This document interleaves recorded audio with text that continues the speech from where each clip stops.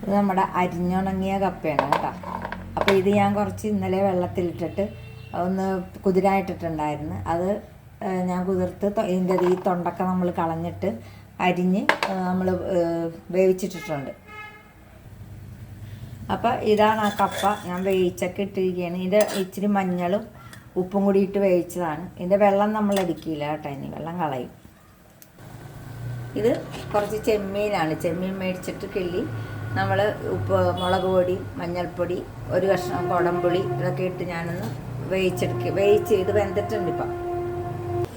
അപ്പോൾ ഇതിലേക്ക് നമ്മൾ ആ എടുത്ത് വെച്ച കപ്പ ഞാൻ വെള്ളമില്ലാണ്ട് ഇട്ട് കൊടുക്കുക.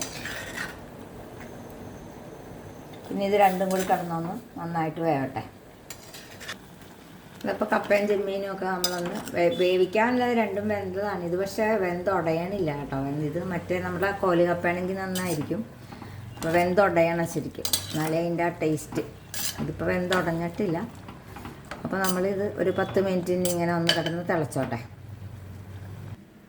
അപ്പോൾ അത് തിളയ്ക്കുമ്പോഴേക്കും ഇതൊരു അരമുറി തേങ്ങയുണ്ട്, ഒരു പച്ചമുളക്, ഒരു 1/2 ടീസ്പൂൺ ജീരകം, 1/4 ടീസ്പൂൺ മഞ്ഞൾപ്പൊടി, ഇതെല്ലാം കൂടി ഒന്ന് നമുക്ക് അരച്ചെടുക്കാം.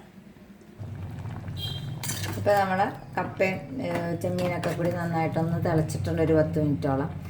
ഇതൊക്കെ വേവിക്കുമ്പോൾ കപ്പയിൽ ഞാൻ ഉപ്പും കൂടി ഇട്ടിരുന്നു കേട്ടോ, ചെമ്മീനിലും ഒക്കെ പറയാൻ മറന്നു പോയതാണ്. ഇനി നമുക്ക് ഞാൻ ആ തേങ്ങ അരച്ചുകൊണ്ട് വന്നത് റെഡി ചെയ്യാം. ഇനി ഇത് കഴുകിയ വെള്ളം കൂടി നോക്കിയിലേക്ക് ഒഴിച്ചു കൊടുക്കാം.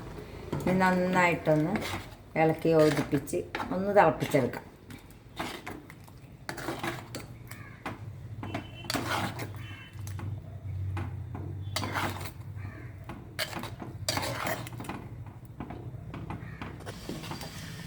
ഇപ്പോൾ തിളച്ചിട്ടുണ്ട്. ഇനി നമുക്കിത് തീ ഓഫ് ചെയ്യാം. ഇനി അപ്പോൾ ഇതിലേക്ക് ഇത്തിരി കടുക് വറുത്തിടാം.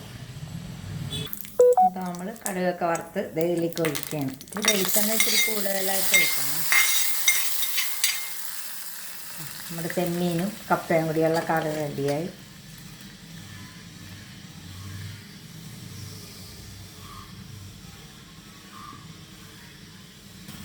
ഇത് മൺചട്ടി ആയതുകൊണ്ട് കുറച്ചും കൂടി വെള്ളം ഇരുന്ന് പറ്റും.